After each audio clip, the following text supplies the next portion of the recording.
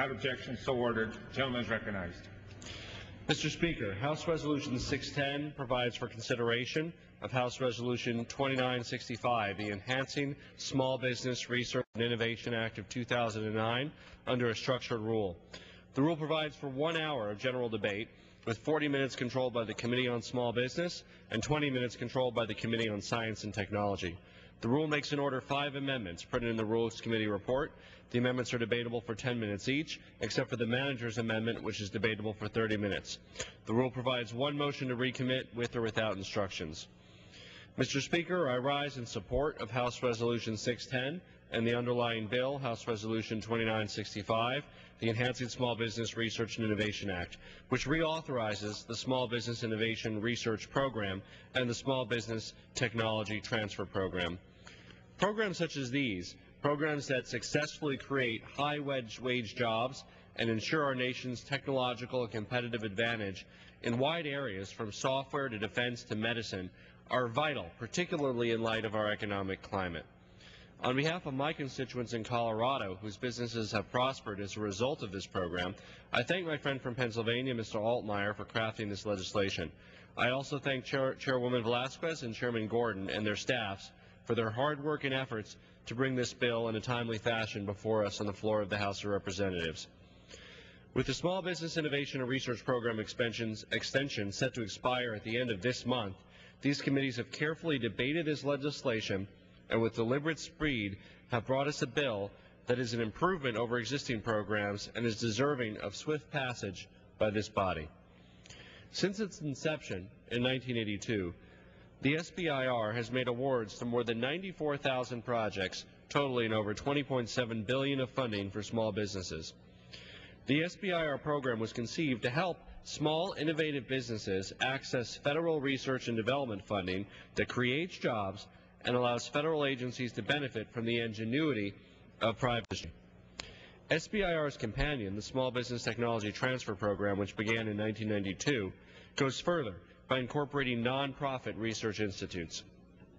This public-private partnership program is a success story that's not only created jobs, but has also yielded dividends for the federal agencies that sponsor the program. Americans can be proud that federal resources have been leveraged to create innovations that have benefited 11 federal agencies that have SBIR programs, including the National Institutes of Health, the Department of Energy, and the Department of Defense. The research and development of new technologies and processes that is completed by private companies has created efficiency in the departments that sponsor SBIR while freeing the resources and staff for projects that are essential to the agency's mission, making our nation safer and our citizens healthier. Mr. Speaker, the success of this program is clear. One need only look to the patents that have resulted from SBIR awards, or the 1.5 million Americans employed by SBIR program participant companies to get a sense of the real value of this program. Less tangible but equally important are the other benefits of this program. Across the country, communities have enjoyed the economic impact of investment in small business. The projects of SBIR participants have resulted not only in high-wage direct research employment, but also have generated manufacturing jobs right here in this country and a host of support industry jobs. In my state of Colorado, the synergy of federal labs, small business, and academia has driven economic growth in good times and bad, and acted as a stabilizing effect in hard times. In my district, as a result of SBIR participation, Boulder-based TechX Corporation has created 58 high-paying jobs and earned $453,000 from sales and licensing of advanced software that's used in private industry, as well as NASA, the Department of Energy, and the Department of Defense. The legislation before us reauthorizes this program that allows small businesses to make big plans and helps them succeed.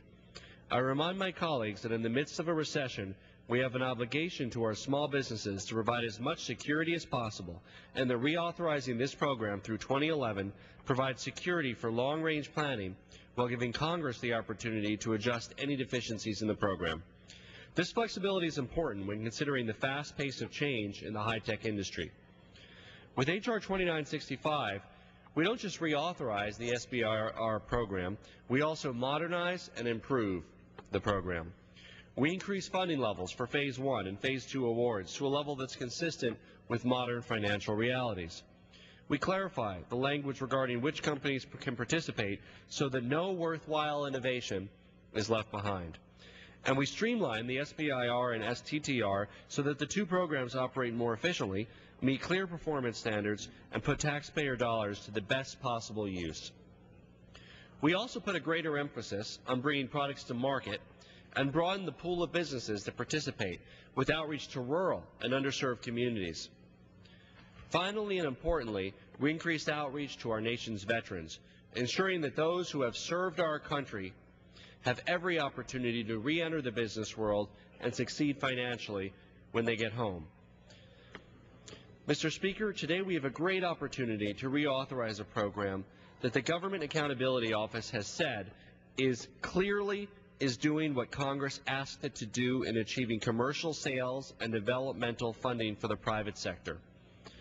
I ask my colleagues to join me in supporting this bill and the underlying legislation, and I reserve the balance of my time. The gentleman reserves his time. The gentlelady from North Carolina. Thank you, Mr. Speaker. I yield much time as I may.